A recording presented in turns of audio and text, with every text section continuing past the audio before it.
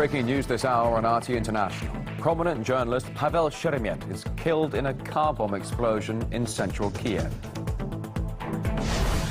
In the wake of last week's ISIL-linked massacre in the French city of Nice, here on the program, we debate its consequences for Muslim communities all across Europe. And Donald Trump officially clinches the Republican presidential nomination, even as some say they'll now vote for Hillary Clinton just to stop Trump from winning.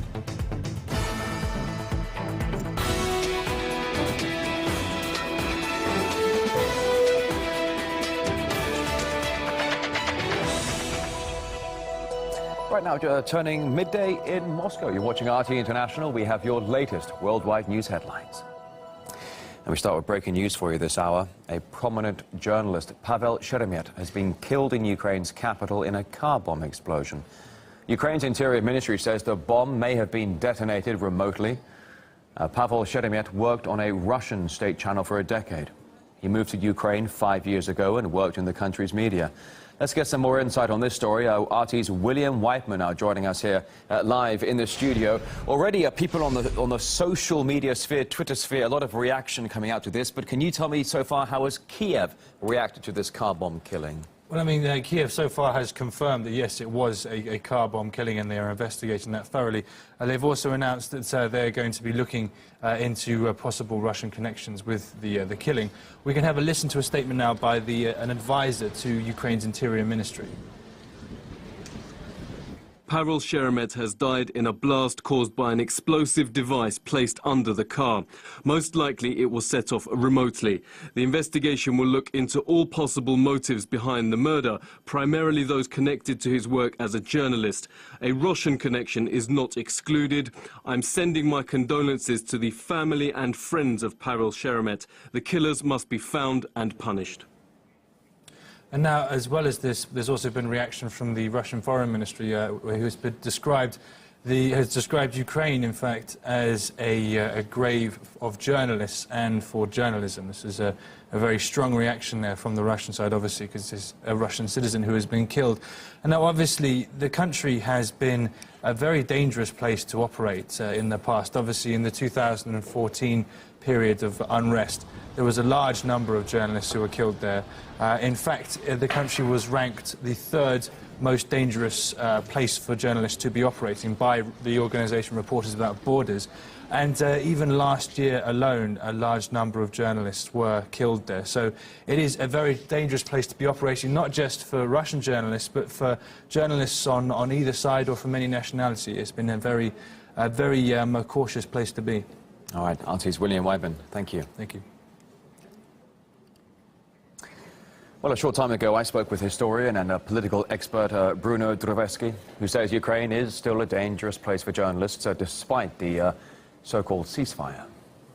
Ukraine is a dangerous place, and we could have think that Ukraine would be more peaceful since the so-called ceasefire, but it appears that Ukraine still is not safe. Even Kiev, the capital, which is supposed to be more peaceful than the Donbass or the southern region of Ukraine. But anyway, Ukraine is not a peaceful region, and this blast just confirms that situation. Well, following the terror attack in the French resort of Nice that killed 84 people, tensions around Muslim communities in Europe are flaring again.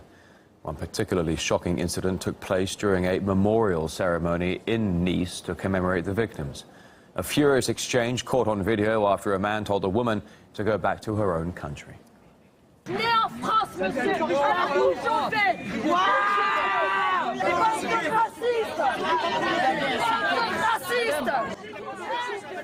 Well, in response, the woman cries out she was born in France, even as others in the crowd started shouting. Meanwhile, one of Britain's biggest newspapers, The Sun, has blasted a Muslim newsreader after she covered the Nice attack on Channel 4 wearing a headscarf. However, the presenter hit back at the author of the article in The Sun for accusing Muslims of being inherently violent. Meanwhile, a family resort in the French Alps turned into a horror scene when a man of Moroccan descent stabbed a mother and her 3 young daughters. Local media report the attacker was angry that the girls aged 8, 12 and 14 were wearing shorts. The youngest was taken to hospital in critical condition. My colleague Neil Harvey discussed the consequences for the Muslim communities of Europe in the wake of the recent attacks. This being discussed with political commentator Mo Ansar and French writer and commentator Alexandra Mendel. I think France has reached its level of tolerance against radical Islamism. There is a legitimate fear about Islam, because every attack we've been through, someone said Allahu Akbar, and every attack was made on the name of But Alex, after the last Islam. attack, Alex, if so I may there's say, a legitimate fear. Alex, if I may say, after the attacks, after the Nice attacks, right, straight away we had Manuel Valls, we had François Hollande come out and call this Islamic, not Islamist, without even knowing that the killer absolutely was radicalized, absolutely is a terrorist, and absolutely is a criminal. The elephant in the room is that we're not looking at France, for example. Algerians, Moroccans, many of the people from the North Africa, Maghreb, are now living in banlieue in France, and these people are disaffected, they're poor, they're marginalized in society. That has nothing to do with what is happening in France. The young attackers, they don't even know what's going on in North Africa. They don't even know what's going on in Syria and Iraq.